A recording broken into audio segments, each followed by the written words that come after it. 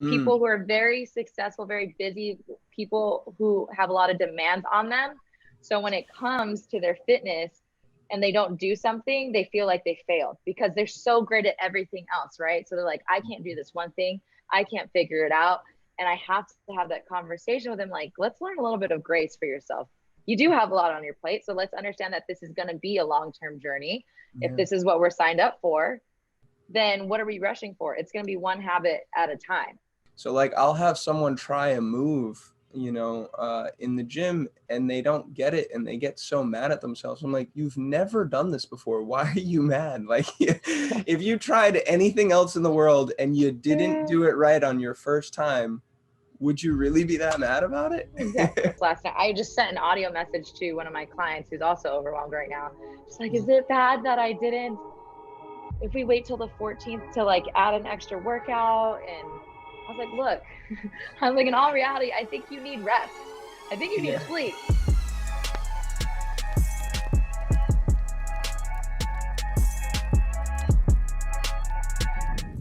What's up, y'all? Welcome back to another LT360 Podcast. I am here with a fellow fitness professional. She is also newly found herself in Florida, South Florida to be exact, not far from where I am.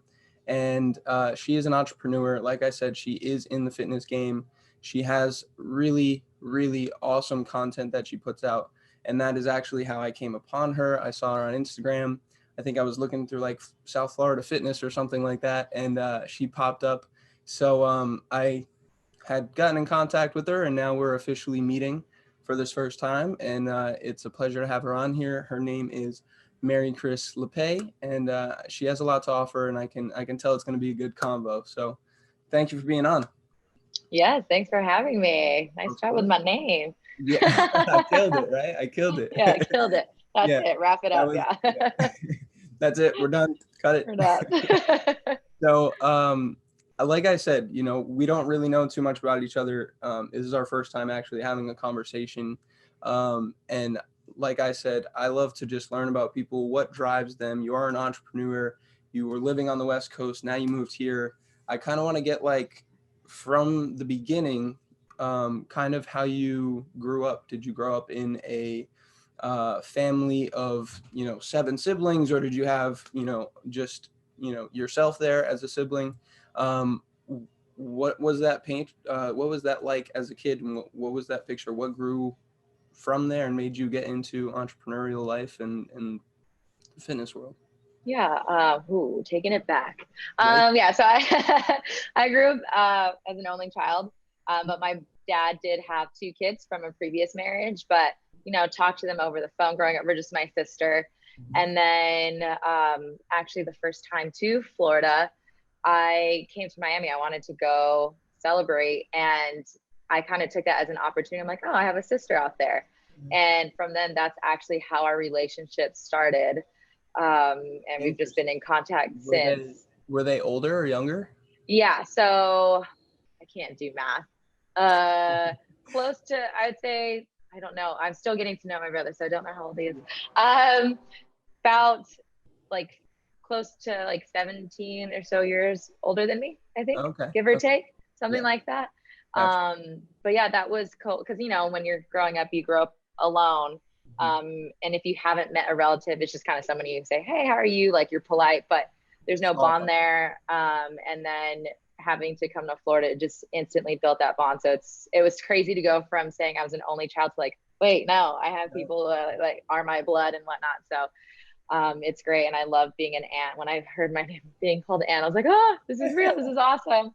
But I'd say growing up alone, like I have my bestie, I have 2 best friends, and playing sports was my family. They were my family, and I was very fortunate to have coaches and people really invest in me. I just played for fun, but as a coach, you recognize certain talent, and I was fortunate enough that they really invested in me and kind of kept pushing me. And so that kind of led to me, I kind of say now I have this mindset of, I just still believe I can be whatever I want to be, like that kid dream, just because I've had such great coaches and mentors in my life. So that's just constantly pushing me to be super ambitious. And I think that comes from playing sports. So you're just like, what can I do next? What can I do next? So What sports did you play? volleyball is my first love. Volleyball I played in college as well. And then I ran track and I played basketball. I don't claim basketball. Used to think, I mean, I was on the all-star team in 4th grade, so I thought that was In my fourth thing. grade. But yeah. And then like you get to high school, I skipped a little bit of time playing, and then I had no idea. I grew up in a small town. I didn't know what club sports were. So by the time I got to high school, I was like, I'm a little bit behind. They did still put me on varsity because I was on varsity volleyball, so they saw the athleticism, but I hated it because I wanted that foundation, and I'm like, oh. So, but I still will hit up Dave and Buster's. Like, I'm good with the little game, but don't ask me to like dribble or like do all that. So. Yep, just catch and shoot. Yep. Have you been to the court on Fort Lauderdale Beach? Have you been to the calisthenics park there and next to the basketball court? No. As I should then. I guess that's on the list. Absolutely should. Yeah. They have a ton of awesome stuff there. But back to sports. So growing up playing sports, that was very much how I came up as well. I was fortunate. I was an only child technically, but both my parents had 2 other kids in their previous marriages, similar to yours, crazy. actually, funny enough. And they were much closer to me. I grew up the youngest of 5 technically. And we were all very close, but that from a sports standpoint, if I wanted to hang out with my older brothers and sisters, I had to like level up. I had to play with them. I had to try to keep up. So that very similar. It leads to a sense of ambition, a sense of like, what do you want to be? I want to be whatever the hell I want. And I don't want anyone to tell me that I can't or that I'm not going to. Yeah. So that's awesome. That's cool that we're already seeing similarities. So where did you grow up? Because that I didn't catch. Yeah, so I grew up in California. I grew up in a small city called San Gabriel. So for people who are somewhat familiar with Southern California, I would say the closest major city is like Pasadena.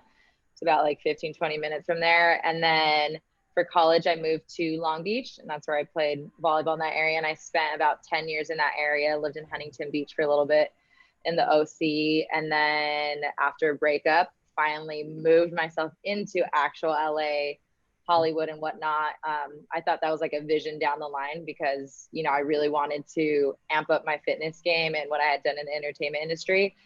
And it's crazy. It's just, you put yourself in the right city and you're around the same people who do the same thing. So it was a big moment for me. You know, I've always been ambitious, but I've somewhat also felt a little bit different than my friends. I just had this different, I was just always doing the most. Yeah. And and sometimes you feel a little crazy because they're like, even my roommate now, he's like, are you not going to work today? Can you do something, you know, something fun for yourself? But when you're in LA, and that's why you kind of get burnt out a little bit because you're around so many people that are just as ambitious. Mm-hmm. So I appreciate the hunger of it all, but that's also what brought me to Florida. Like I wanted the same opportunities, but just a notch chiller, like just a bit. So yeah, it was a great foundation. Miami is the city that never sleeps in a sense, right? Like so I'm in Fort Lauderdale, not Miami. It's like strategic. It's very strategic. And it's funny, yeah. I was a lot of the same, especially through college. So I played basketball in college, and I was not a superstar by any means, but it was just for the love of the game. And it was once again keeping me in connection with being active and getting into fitness and all of those different things.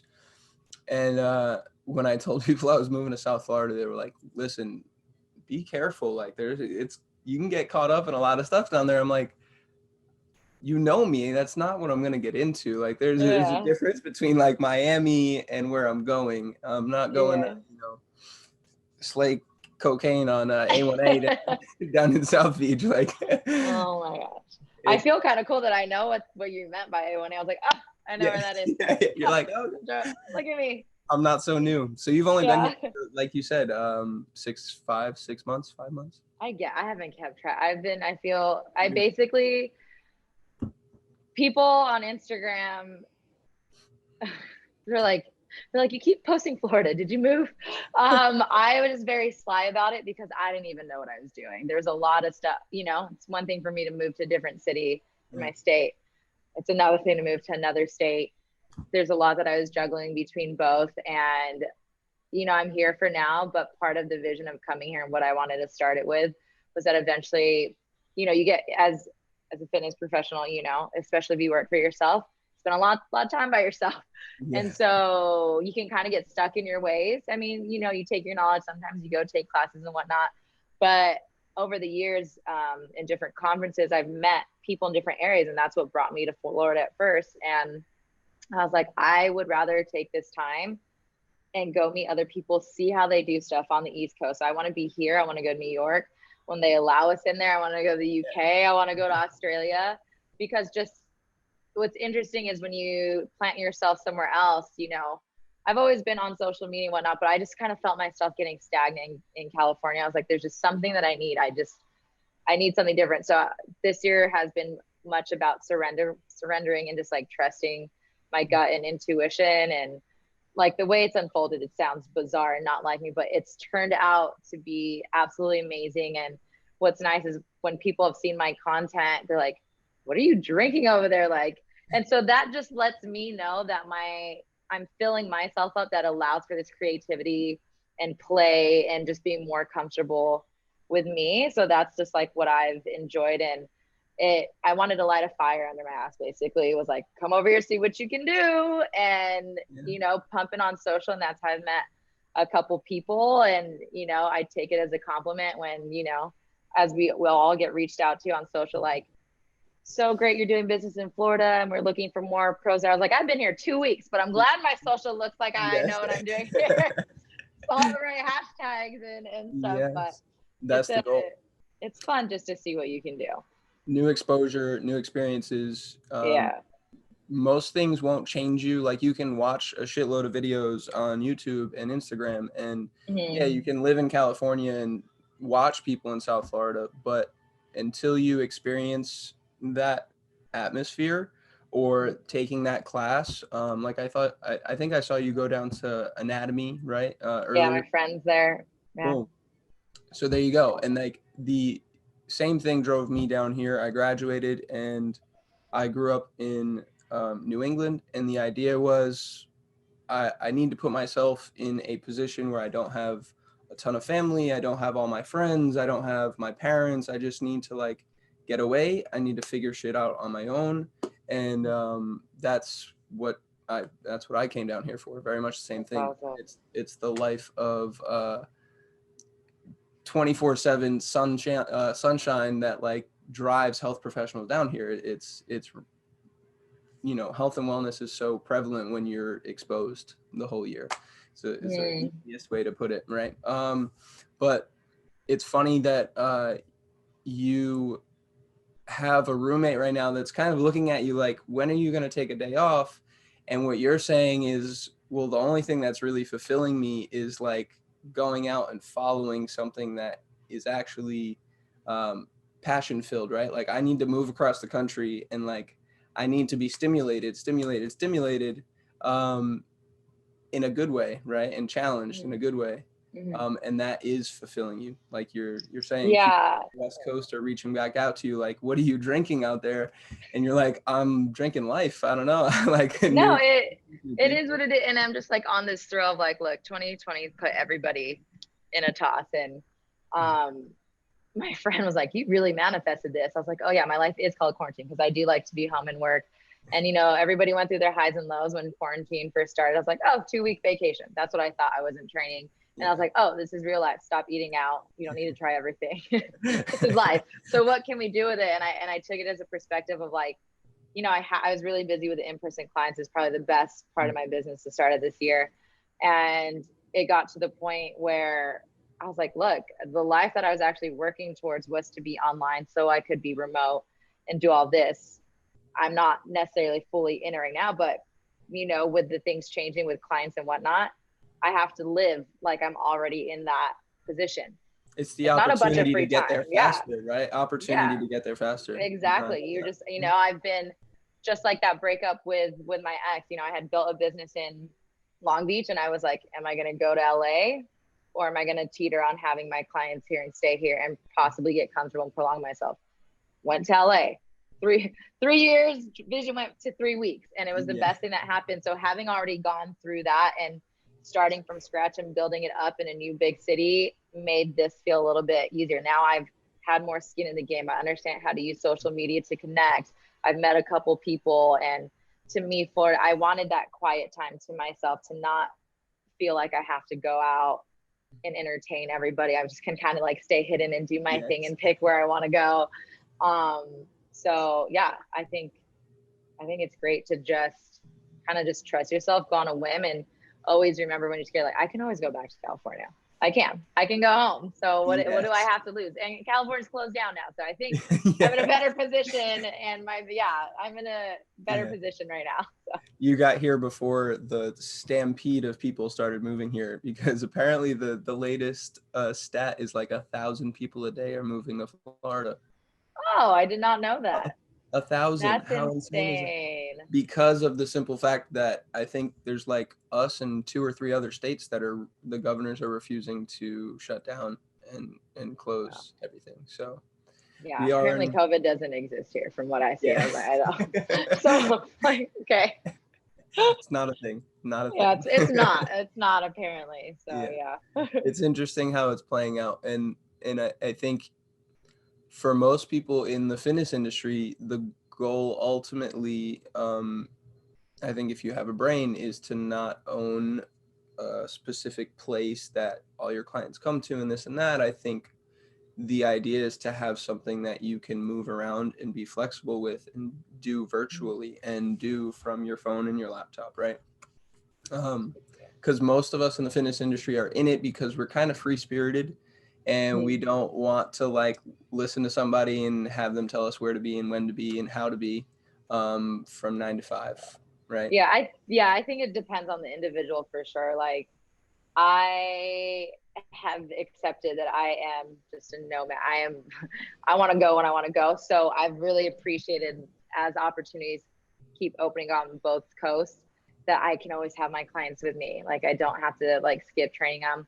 I do have a couple of people that have found me in person here that have reached out, and I was like, I do miss in-person training. I love it. It's a different connection. So it's both, my friend opened his gym. I love going in. I'm like, and going to see my friend at Anatomy. It's a community and it's a great experience, and you can see the value of both. So I think it's just a matter of like, how do we feel like as an individual? Like, I feel like I can still service my clients. I do miss them, seeing them in person, but I love that I get to stay with them. And even having started with clients online that I didn't know before, and still being able to create a relationship, it's interesting.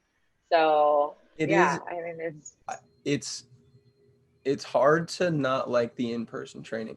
There's the connection in so many other ways that you just don't get virtually. And the ability to, even like the simplest thing of like, you're both trying to talk to each other at the same time. It's harder when you're on a phone than when you're like in person, just because of the way volume goes in and out, right?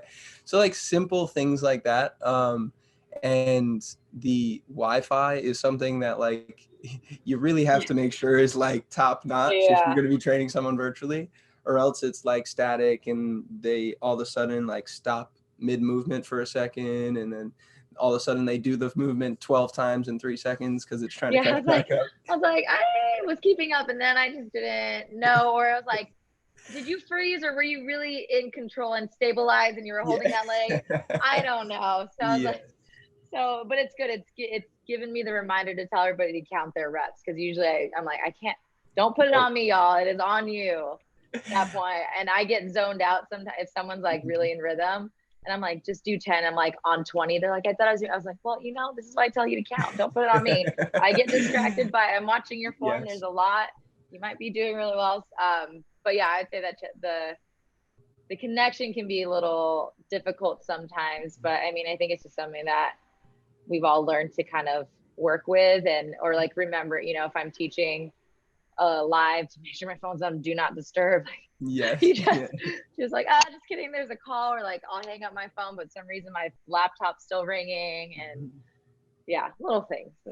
Things. But once again, it's still our ability to help people and Yeah. for people to learn and improve their health, which if you live outside of Florida, apparently is important. Apparently in Florida, Yeah. with everything going on right now. Yeah. What other ways do you try to service your clients? Are you someone who's particular on nutrition? Do you do nutrition coaching? You have a certification or a background in that? Yeah. So Products, I am anything? a certified nutrition coach.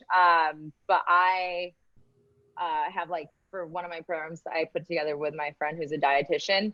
So, as a coach, and that's like a big thing, a lot of people have different misconceptions. I mean, in all honesty, I have a decent amount of certifications under my belt.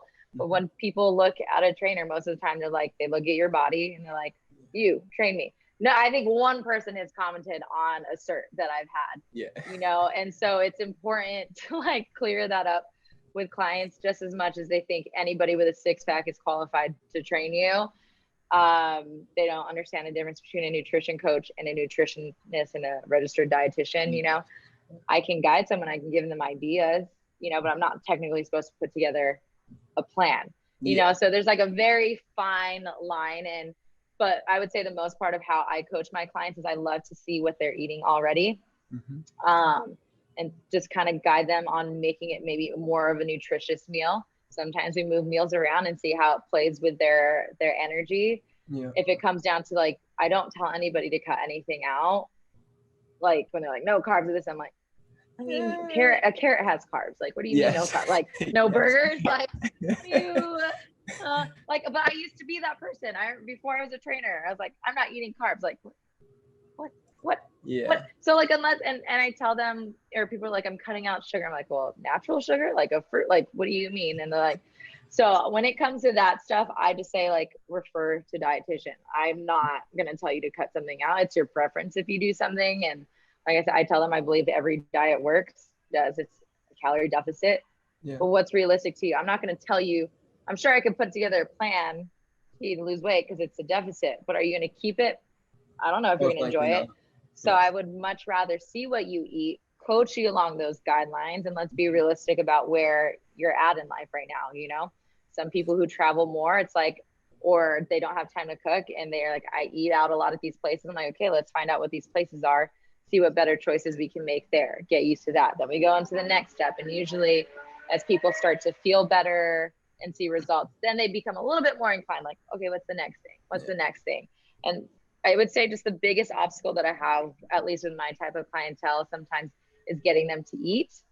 There's this, just with the diet culture, like, oh God, I had a burger and it was bad. I was like, I had a burger, I felt fine. Like, I mean, I didn't feel fine. Sometimes I feel groggy, but to me, it's more of a mindset coaching that I do. Like my pillars are mindset, food, and move. And I just had this conversation with my other client. Nice. People are just so terrified to eat because they're like, that's why I'm going to gain weight and this is that.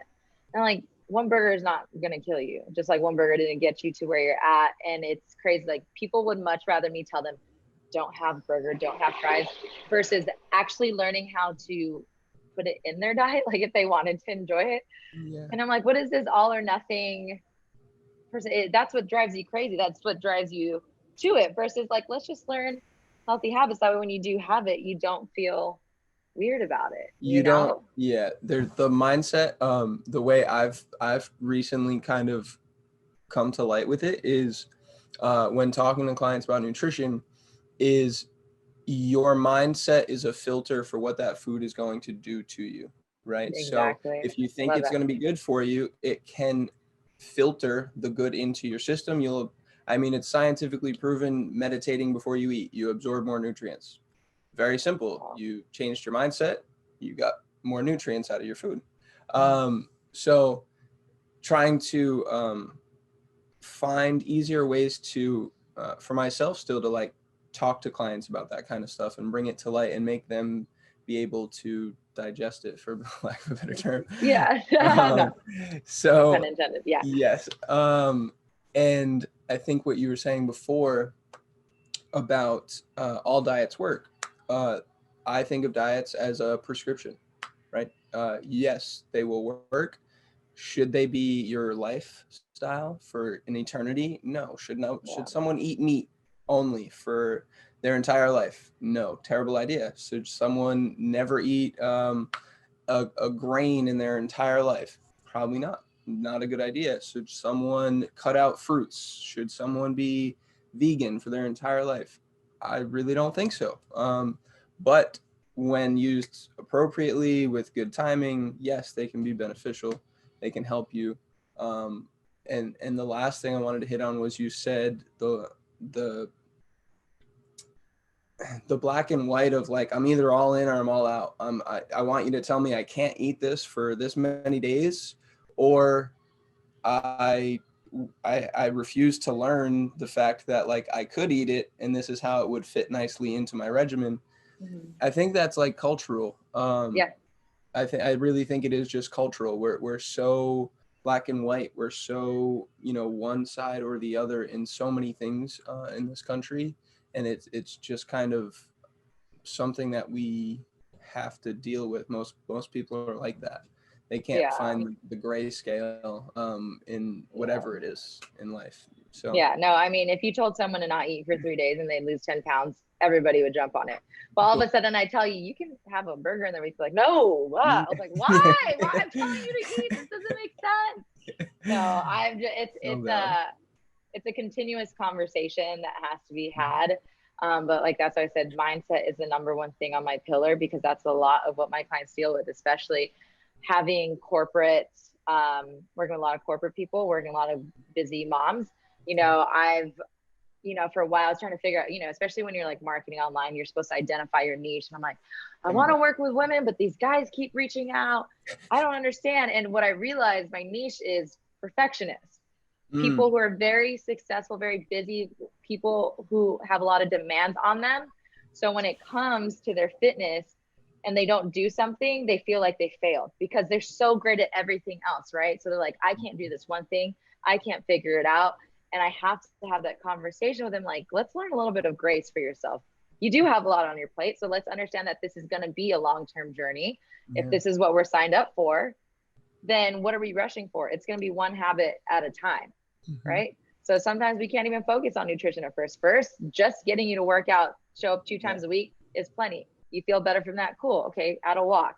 Okay, cool. You feel good with a walk. You're a little bit stronger training with me. Let's actually add a workout on your own, and it's just, it just comes in waves. And most of the time, like, I think I shared a post last night. I just sent an audio message to one of my clients who's also overwhelmed right now. Just like, is it bad that I didn't, if we wait till the 14th to like add an extra workout? And I was like, look, I'm like, in all reality, I think you need rest. I think you need to sleep. Like I've been burnt out. And then she's like, can I share? Yeah. And I thought that was so funny. Like, I loved it. I appreciate it. It was just a simple message that I was trying to send, but to recognize that like, oh, this message does impact someone. A lot of people, what I realize most of my time sometimes is because I'm dealing with perfectionists and people who follow directions really well and they want to know they're hitting it on the mark. Sometimes I'm more of their sounding board. That if I give them, just like they would prefer me to tell them to not eat something, I am their sounding board. Like, it's okay that you didn't work out. I don't think that's what you needed. There's a time where you have to push, like, if I'm exhausted, sometimes I know I'm like, you're exhausted because you've been a lazy mother. Like, you need to get up, like, and get, and there's other times where it's just like fatigue, where it doesn't make sense to go put that would just literally be a bad stress versus something to lift me up. So having them learn how to identify that is very important for me with my clients. No, I think the way I wrap that around in my head is all things are relative. So, a workout at 6 a.m. is perfectly good for somebody who went to sleep at 9 o'clock the night before and had a good day and blah, blah, blah. Someone who had a terribly stressful day and was not well rested and woke up at 6 a.m. and worked out, that might be more negative than beneficial for them. And I think once again, it's the black and white. People just can't seem to find that gray scale. But it is, like you said, it's building like conscious awareness, right? And just constantly building. And if you take their success in their career and you say, well, the first day you walked in that office, were you perfect at everything you did? No, you learned all the way through. Your college days and things you learned in college helped you get to this, and it progresses. So like I'll have someone try a move, in the gym, and they don't get it and they get so mad at themselves. I'm like, you've never done this before. Why are you mad? Like if you tried anything else in the world and you didn't do it right on your first time, would you really be that mad about it? Yeah, no, and it's funny. I just posted about that because I went to anatomy, and I love my girl. She's always doing kettlebell work. I use a kettlebell, but I'm not an expert at by any means. I just know some basic stuff. And in class, what I loved about it, she was teaching the pendulum swing. I was like, she's already introduced me as a trainer. I'm like, oh, here we go. Like, I don't even know how to do the pendulum swing, but just taking it in and like working through it. Like I have to be vulnerable. And it just gave me that message to remind everybody, like, especially when people like, that's what I'm saying, my perfectionist, and especially like me being where I'm at, like people are going to look at you and think you know something. And I'm like, look, I didn't know how to pendulum swing to save my life. I didn't. But I went in there. Now I'm excited that it's something that I get to work on. And that's a thing that's important when you're like chatting with your clients, and typically how I'll program, if I'm throwing in something that's different, like you're talking about, is I'll always give them a move that they know. I like to program, they pick up on it. They're like, I hate this one exercise. It's like something that they know how to do that they can push on, something a little more complex, and one that's like, what are we doing? They're always like, is this a real exercise? I'm like, guys, stop asking. They're like, were you watching YouTube? Where are you getting this nonsense from? But I have to frame it in a state of like play, and just tuning them in. And sometimes I'm doing these moves, not so much for the move, but because their head sometimes will go somewhere else. I have to give them something wacky so they can be here. Pay attention again. Yeah, because some people need that, because otherwise they're like, oh, what else do I have to do? And the lack of focus, and there's just a lot of different reasons like why you train. It's not necessarily just always to build muscle. Sometimes it's just to mentally release, to get you to have fun. Especially with my couples, like I like to do a lot of warding exercise where they're holding plank and they're pushing on each other, and they're like, this is what leads to divorce. I was like, I don't know, don't piss your wife off, like, just, So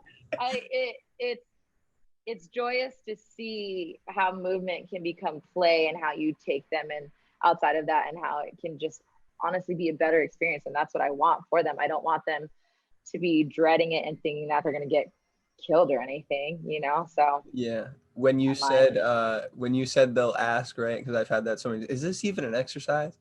It's so not about the fact that it's an exercise. It's about moving. It's about getting in tuned with yourself. It's about understanding that your nervous system can learn something new. You can create new neural pathways. You can release, good hormones and endorphins and dopamines because you accomplished it. Like very simple things that go way beyond, like you said, tearing apart muscle fibers and hoping they build back better. That's not, all that fitness is about. And once again, like sometimes social media will portray so much of that, and it's easy to, in the fitness industry, once you're in it, it's easy to kind of see what people are focused on. And I could tell just by watching your content that you understood those further concepts. You're driven by the other stuff. So that's once again why I reached out and wanted to have you on here, because I could tell it's more than fitness for you. Yes, so. That's so funny. I actually made an account that says that. So alignment. No, I'm kidding. Yeah. Stars are aligning, right? Stars are aligning. That was my trigger signal right there. Launch it. That's it. That's hilarious. Now, outside of fitness, obviously you sound like you're driven by principles and pillars and things of these nature. And a lot of that comes from constantly wanting to learn, right? So where do you find yourself learning? You have AirPods. Most people I know with AirPods are big podcast listeners, audio books, right? So nerd. Yeah, yes. Mm-hmm. I have my glasses on right now. I don't have them. Yeah. So what do you turn to? What do you kind of even clients, will ask, what can I listen to? Where can I learn from? What do you kind of recommend? What do you love to tune into from that? Yeah, I mean, it's a mix for me. It just depends what I need more. I would say I'll go between ways of like really learning, like programming, exercises, all that, to a lot of mindset. Most of it's just trying to get my mind right to open up and be creative. So when I am thinking educational, one of my good friends, Rick Ritchie, has a podcast for NASM, and he makes things so easy. Anatomy stuff, I'm like, oh, easy. Like, so I'll listen to that stuff. I've listened to like Abraham Hicks, like Ask and It Is Given or something. I'll listen to that on walks, like especially when I'm in uncertain places like here. Like, what am I doing? And then you'll just like listen to things and you'll play with that energy.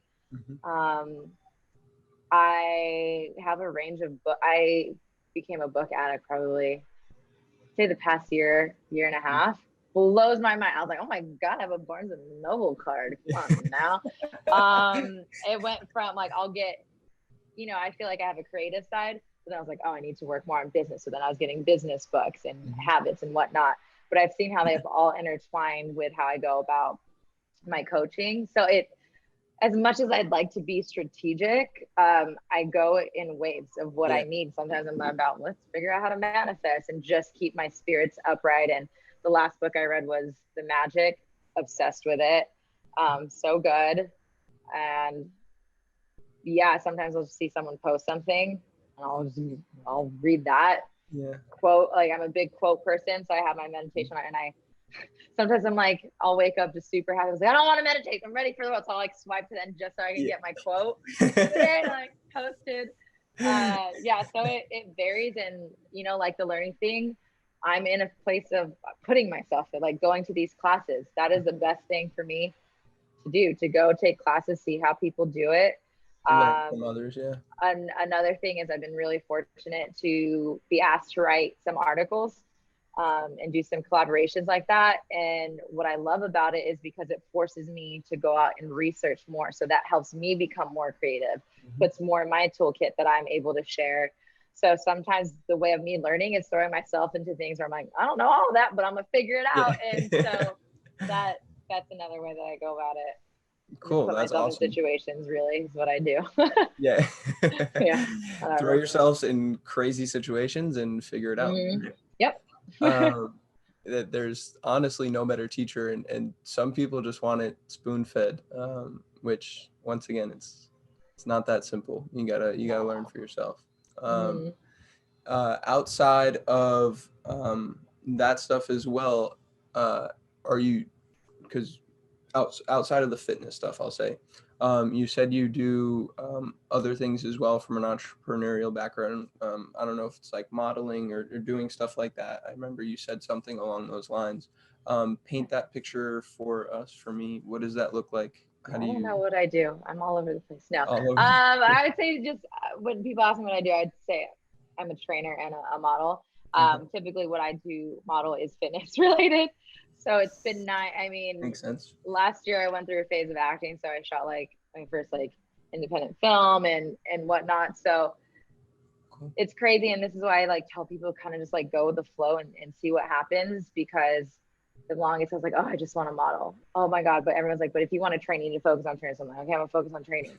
And I was like, and then I went through like another big breakup, and I was like, I had so much emotion, and I know how therapy, and I wanted to just unwind and just be more open and real. And I was like, I'm going to sign up for acting class. I sucked at it the first time. It was horrible because I was such a perfectionist, like my pageant self of like, just memorize it. And there was no motion. And then I went back the second time and I'm just over here crying, but like, it was the best thing. And my mom was like, aren't you too old? I was like, first of all, never too old for whatever. Grandmas in films.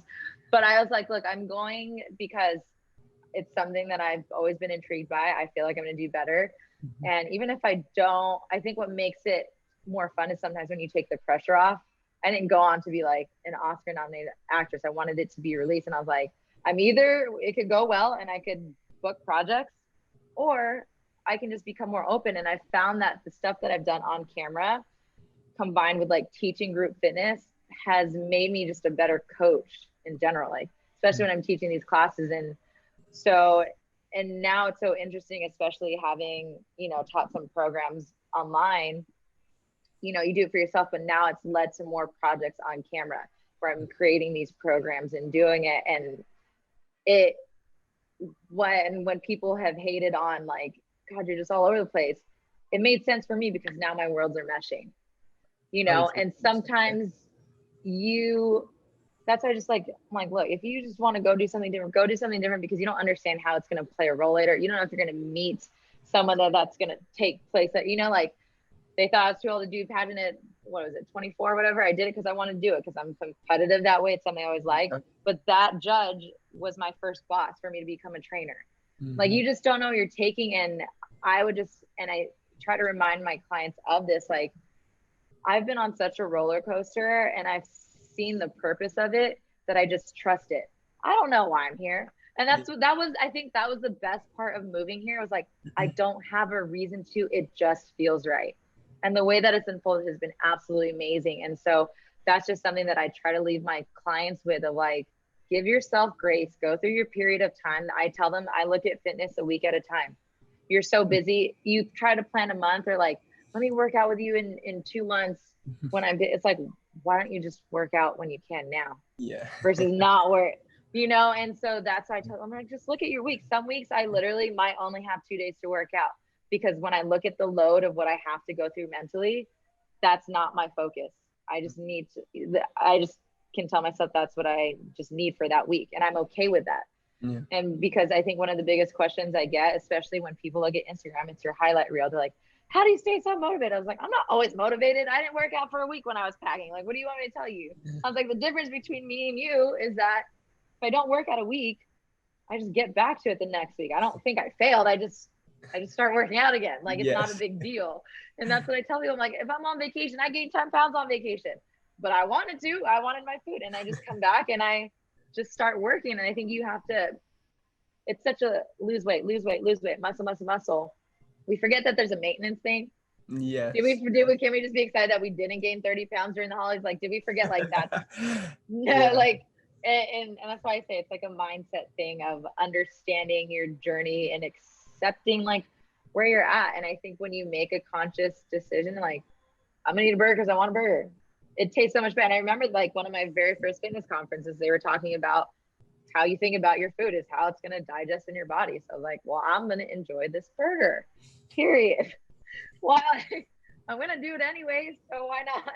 Why not? Right. Make it a good experience. So yeah. And that's where something as simple as you doing acting and getting more in touch with your emotions is now playing into your ability to like be okay with the emotions of, I'm going to eat the shit out of this burger and it's going to be absolutely fantastic.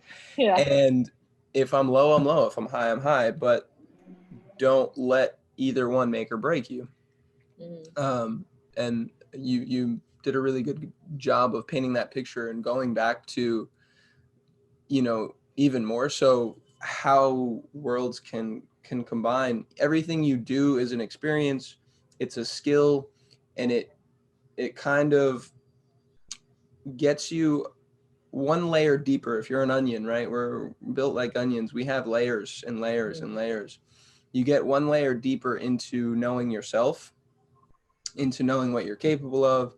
And then that allows you to help others so much more, because now you can find yourself one step ahead or one step deeper, right, than someone else that may be looking for direction. And that's where we become more like soundboards than we do, you know, muscle building freak, you know, trainers. So outside of fitness, and you have to have played volleyball down here by now. No, I haven't. No.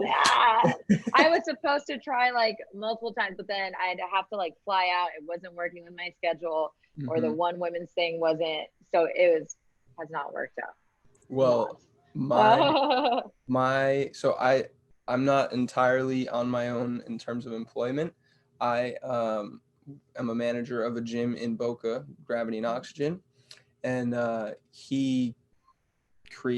guy that created Gravity and Oxygen, the owner of the gym, he is well connected with the entire volleyball universe. So if you need any connections to anybody, he's trained Olympic volleyball players, beach and indoor. We actually have we train a bunch of youth volleyball girls for a team called Tribe, which is a Boca team. They're huge. So we train a bunch of them. A bunch of his buddies, especially in Deerfield Beach. They are professionals. They play out there all the time. So if you need connections from that end, I think I just want lessons. I'm that nerd. I know I play. Yeah. It's been like, because I played in adult league for years, and then when I moved to LA, eventually I stopped. And then when I went back, I think two years ago or something, I bought beach volleyball lessons because beach is different than indoor, and I'm like, oh my god. Like, it's just crazy, totally. Like how your body changes. Like from having lift I did, I felt so stiff. I was like, I can't even start. Like I have to oil it up. It's a whole WD-40 for the shoulder. Yeah, I was like, why can't I start? Like I felt so stiff, and it's crazy. And that's why I tell people, like when it comes to their training, like there's different types of training and modes that you go through. Like you can be strong in one sense and not in another, and it doesn't mean you're weak. It's just that's what you're training for and what you're doing. And so that's part of like why I changed my routine this month, because I was like, I want to go play. Too stiff. So, yeah. Totally agreed. I've gone through phases of like really being tied into like one specific type of training, and then completely vice versa, the opposite. And now I'm at the point where like I don't even want to pigeonhole myself like in the week of like what I'm gonna do each day. Yeah. I just want to kind of get a sense of like what do I feel like I need that day, and how can that play out. And now I'm back to playing basketball more, so that's been like so invigorating and helpful, just from like a release of, you know, when you get, like we said, right, it's about kind of just being lost in the moment and trying to figure something out. So much like you would experience playing volleyball, when you play basketball, it's just you can't think of anything else but what's going on in that second. So exactly. Yeah, definitely leads to the ability to kind of help people more throughout the week. For me, I play on the weekends. I have a little more time to myself, and then I'm like refreshed and ready for my week, without a doubt. So the question I was trying to get to there, like 5 minutes ago, I think at this point, was outside of that, is there anything that you really enjoy doing? Like, I don't even know, like some people are like surfing, some people are like, no, I just like to watch Netflix. Some people are like Is there anything? And some people make pottery and yarn, I don't know, like all sorts of different things. Do you have any like weird, odd, or just fun habits that you like to get into? You don't collect rocks, do you? I do. I'll show you my rock collection. No, I'm teasing. Well, one, I'm gonna let you know I have to move inside because my battery's getting low. Don't want that. So eventually I'll make my way in there. All right. But yeah, I'd say, I was like, what do you like to do outside fitness? I was like, I love fitness. Like I don't know what you want me to tell you, but I guess it's more so being active. So volleyball, obviously, if I can play that, that's my biggest thing. I'll go through periods where, before I got into sports heavily in high school, I was taking salsa lessons. I love ballroom dance. I'd say that. So that's why I was like, can the bars open over here? Because that's one club I'd go to, like salsa. So I have ballroom shoes. I have a motorcycle license, but I don't ride. So like I would sit in traffic. I don't want to weave. I did have a Vespa for a little bit. I won that on The Price is Right. So, you know, that's cool. Wait, you were on The Price is Right? Yeah. Yeah, I won Wait, hold on. That's a random fun fact. Hold on, you might have to share that experience for a second. I'll walk you inside. Let me tell you more. Yes. Yeah, please. no, I won a Vespa. And it was so funny. And this is why I say things, you know, align, because it's so cool exercise to get that. Let me take you on a tour here. Yeah. Don't mind. I see a lot of white walls. That's most of Florida. It seems like it. Yeah. We're just gonna chit chat down here. That's good with me. Yeah, I And this is why I think like I just trust that things align, because at this time I was thinking about really shooting YouTube content. So I was like, oh God, I need a new laptop. Let me like look into cameras and lighting and whatnot. So I was looking for like a week or so. I was getting ready to buy some stuff, and my ex's family were going to the show. They had extra tickets. I was like, yeah, I'll go. And I got picked. And the best part about that story is the item I had to bid on was a camera, lights, and I had just been looking up these, so I had like a gauge of it. And then when they opened up what I was playing for, there was laptops, and I was like, come on, man. Like the one time I'm looking up all this stuff. So it was insane. It was great. That's hysterical. I can only imagine. You can watch it on TV, but to be there, are people like actually that freaking hyped and crazy the entire time? That's and the episode I went on, I guess was, I don't know if it was, don't quote me, I don't know if it was a 10-year anniversary of Drew Carey. There's some kind of anniversary. And everybody had won something. I kind of think the wheel was a little rigged. It was a little too on point. I was like, why couldn't I be one of those ones that won like thousands of dollars? Apparently it wasn't for me, but I got what I wanted. But that was a fun experience. So I'll do random stuff like that. I will always volunteer myself for things. Nice. I guess if you talk to my best friend, she would say more so I'm a child. There's like childhood stuff I need to live out. And so I'll do like really just random stuff. I like zoos. I like animals. Nice. I just like doing different things. I can be super random. Like on one of my trips here to Florida, I went skydiving. I was like, well, what should we do? So I went skydiving. Nice. So I just say adventurous. And what I like now, just being in new areas, like I'm trying to tell myself, yes, you live here, but go outside and explore. Go check out new places. So I'll take my friend's dog and I'm like, okay, let's find a new dog beach, new area, and drive and go do that. So I'd probably say that's what I like, just being outdoors for sure. And just finding new places. Yeah. Have you been to the Everglades a lot yet? Or I actually, one of my stints of moving around here, I lived right by there. So I did a run right by there, caught the sunset, everything. So yeah. It's beautiful over there. Yeah. It really is. When I first moved here, that was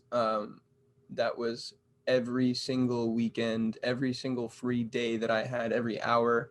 I was like, let me go find a new park. Let me go find a new beach. Like I put so many miles on my car. It was absolutely absurd. And it's funny once you get comfortable. And once again, this is what you were feeling over on the West Coast. You tend to lose that adventure. You tend to lose that like spark of let me jump out and see what else is out there to offer. But I've definitely caught myself, and I've started to reinitiate that love for like go anytime, anywhere, whatever you have, explore, do what you can. To the point where living nomadically in all in one place might be in my future very soon. So do it. Yes, I feel like once again, like it's not going to be forever, but like an experience. The whole COVID being stuck, not being able to go anywhere, or like flying and having to worry about hotels and going to restaurants, and it's led me to be like, well, if I could just drive there, I can go wherever the hell I want in the country. So no, honestly, I'm about it. About it. It makes sense. And for us, if we have that opportunity to coach someone and do virtual training and stuff like that, then it all adds up and it makes it well worth it. Oh yeah, it's funny. My client said, where are you today? This is a new backdrop. Like, dang it. I'm just going to have to start buying a backdrop. So yeah. I was like, all right, you caught me. I flew back to California. Oh my gosh. Get one of those banners that you see at the fitness conventions, right? It's like on the ground. It's like probably like 3 feet wide, and you just pull it up and it sticks at the top, right? That's what I should do, or I should be like currently now visiting. Yeah. I should do that. Live from somewhere. Yeah, exactly. I might look into that. That could be be a fun one. Yeah, that would be cool. Keep your clients on their toes. Yeah. That'll get them in the moment, right? They won't. That will. Yeah. This is where we're at today, guys. That's funny. So I always like to hand it over and see if the person has any questions for me. Well, I always get curious. Why did you start this podcast? I always get intrigued by people. Cool. Think it's that is a good question. So, I'm very much a people person. I love to connect. And there's so many different people out there with stories. And one thing that I've always learned through my online business and through mentors is that facts tell and stories sell. So yes, I can tell you all the facts in the world, but if you have no way to relate to it, it's not going to have an impression on you. That impression isn't going to cause you to take action in any way.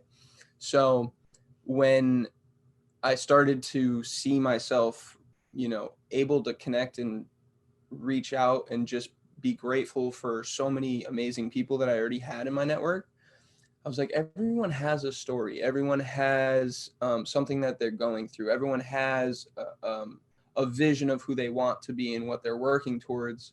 So the best way to influence other people to kind of get on track with that, or to even influence those people to maybe think higher of themselves and see the fact that they can achieve more, would be to give them other people's stories who have gone through more, or have decided that they're not going to accept the narrative, or people that are just striving to be the absolute best they can be. And I was listening to a lot of self-help and mental, fortitude type of podcasts, Impact Theory with Tom Bilyeu and Gary Vaynerchuk, and 7 Habits of Effective People, and Joe Rogan, right? Like all these different things. And then I did the one thing that completely changed it, because I was, much like you were talking about, like, oh, I'll work out in 2 months with you. People always, like they want to, they low key want to procrastinate because they don't want to take that leap of faith, right? So yeah, I looked up, and Joe Rogan's podcast was #1 in the country at that time on Apple Podcasts. Yep. And I was like, you know what? Let me look up what his first one looked like. So I went on YouTube and I typed in Joe Rogan's first podcast, and it was 19 years ago. It was 2001. I've been doing the podcast. Oh my gosh.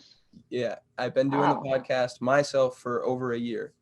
But when I had looked it up, it was probably like a year and a half ago, and I looked, it was 2001.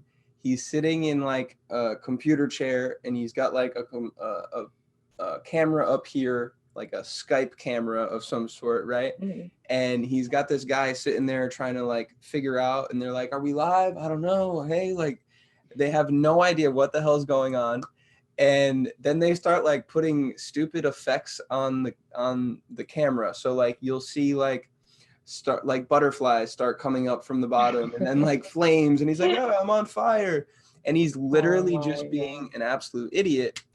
And I was like, well, if you think about it, all he did was just decide to start one day. He didn't give a rat's ass what happened and what came of it. Yeah. Now he has like people that are running for president and like the CEO of Facebook and Twitter on his podcast. And it's because he's been doing it for 19 years. And if you, I don't know if you listen to him, but his ability to talk to anybody and everybody it's unreal. He has an unreal ability to just conversate and connect with people on all sorts of levels. And he's so open-minded because of that in some sense. Mm-hmm. So the next week I was like, all right, well, I have a laptop, I have Zoom, I'll just start a podcast. That's awesome. That's how it should happen. I feel like just go. Yeah. It was so much better. You can't think about it. Yeah. It wasn't driven by anything like absolutely ridiculous. It was like watching him just like realize that it didn't matter. I'm like, you know what? We need to get the ball rolling. And it's been gradual progression and improving. I used to edit and do everything myself, and now I've been able to have someone else do that for me, which has been awesome, and he's great with it. And he's actually someone that I met at a fitness convention down in Miami, like randomly. I was doing a Ninja Warrior competition. And yeah, so he came over and was like watching, and he was talking to my friend who was standing there watching me, and he was like, "Oh, bro, that's so blah, blah, blah." We went and worked out on South Beach together later that day. And then all of a sudden now he's built my website. He edits all my podcasts, and like that's amazing. You never know. You never know. Yeah, you really don't. So that's the answer to that question. Yeah. That's me. I love it. Thank you. Just more proof of everything. That's amazing. I love it. Yeah, it kind of brings everything full circle, I guess. Yeah. Where can everyone find you and your contact, your content, everything? Google. Yeah. Luckily I'm searchable. Yeah, I would say my biggest platform that I'm on is Instagram. So it's my name, Maricris Lapaix. Probably not the easiest name to spell, but if you can figure that out, you can find me everywhere else because I keep it the same. Yeah, and on my Instagram, I have my profile link, and it links to my YouTube channel when I do put out workouts there, my free 28-day challenge. Like, if anything important I'm doing, it's on there. Okay, cool. But Instagram would be the biggest thing for me, I'd say. Well, you got it really easy. You don't have to worry about anyone else really having that name and username, huh? Yeah, no, thanks. So I don't. If I just use my first name, it's a common Filipino name. I can't claim that, unfortunately. But the full name altogether, yes, is just one way. Yes, as far as I know, yes. That's awesome. So my last question: if you had one wellness, fitness, health, mindset tip for anybody and everybody, very simple or very complex, does not matter to me, what would it be? One tip.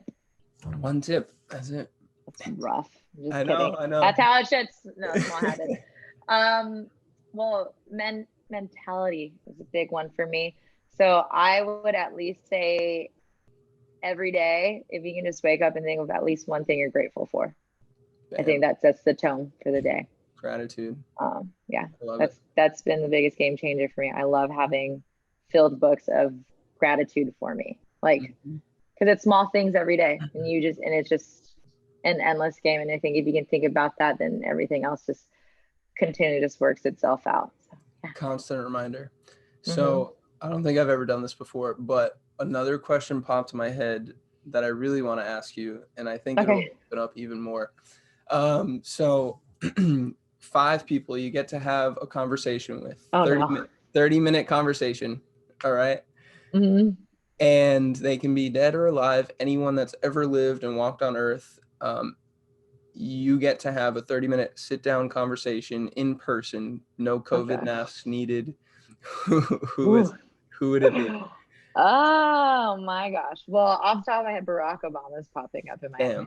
Yep. He just seems dope. He's legit. Lucille Ball. Okay. These are all entertainment people. Tell me. Yeah. Huh. 5 people. Gosh. I feel like I'm getting all historical now. Do it. Anything. I was like Rosa Parks. Bam. 3. Gotta learn some balls from that lady. She go for it. Teach me how to just be up front. Yeah. Making me think this is the hardest question of the day. Yeah. But it's great. It gives insight to where your head's at. I love it. Yeah, I know, right? It's gonna change all the time. I'm gonna like regret stuff. I'm gonna like watch a movie and be like, damn it, I wish I thought of this first. I would say I really loved Aaliyah. Was it? Aaliyah. Aaliyah. She's a singer. Am I at 4? 4. You got one more. I want like cool people. I swear, like I'm gonna have dinner with these people. I'm like thinking really hard about this. Who else? Oh, I said Lucille Ball. So did I say Ellen DeGeneres? You did not? No? Okay, let's throw it on the table. Bam. Number 5. Yeah. I like it. Can we edit this when I think of someone else? I'm going to send you like, there's like no fitness people on there, but no, just dope entrepreneurial people. Remix. I'm going to give you a list of 10 and then no, I'm just kidding. No, you would not be the first one. And like 5 minutes after the podcast is over, someone will like text me like, oh my God.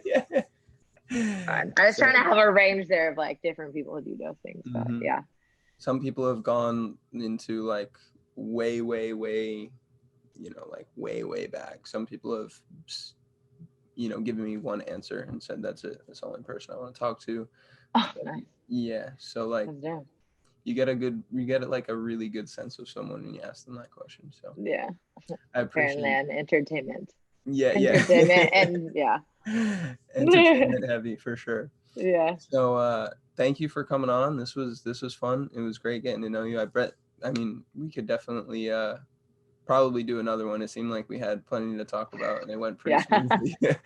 But we could probably even link up and work out or do something like that as well if you want to connect and collab on anything. Down to work out. Yeah. It's the easiest way to get me out of the house is tell me to work out or eat. If you tell me you're going to the bar to drink, I'm like, I don't know if I'm gonna work out and eat. Salsa. If it was for salsa, you'd be out. That's a different story. Yes, that is the last club I've gone to. Yeah. Yes.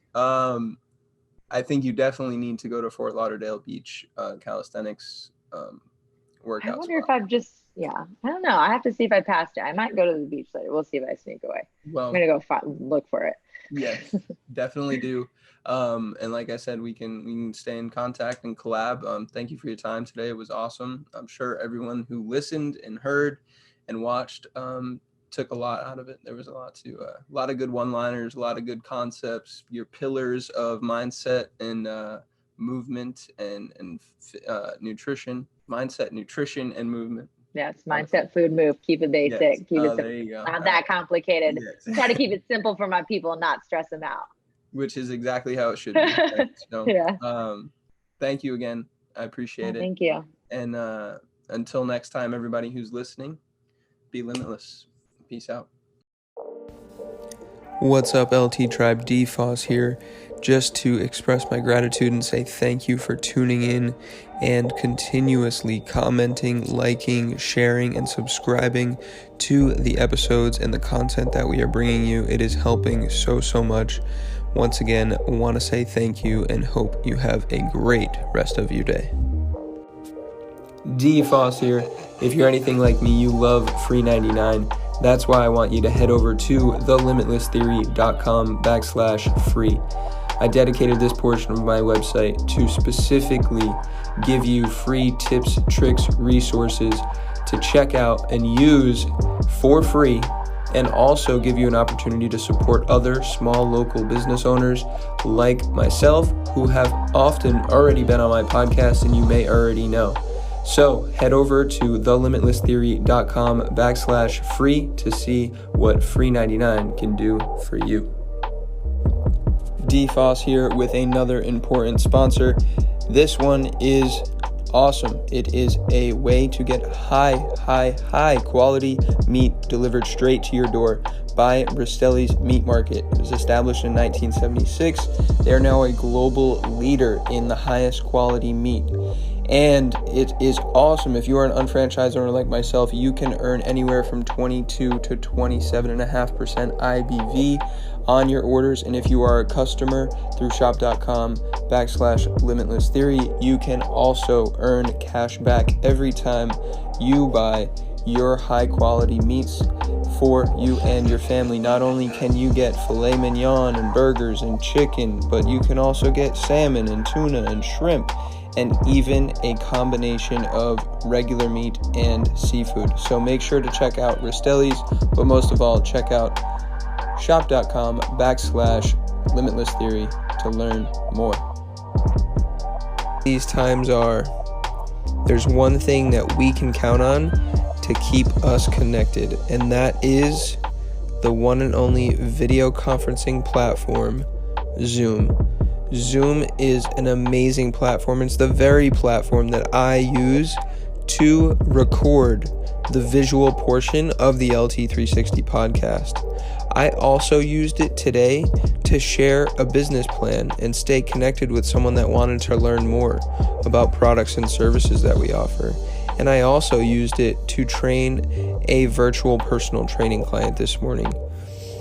It is virtually simplistic, very simplistic. Anybody can use it, and we just scored an amazing deal. As unfranchised owners, you can get the $160 valued membership through Zoom for just $9.99 per month. Instead of paying $160 per month for unlimited recording access and storage and tons of other features, you can pay $9.99 per month and save nearly $1,800 per month.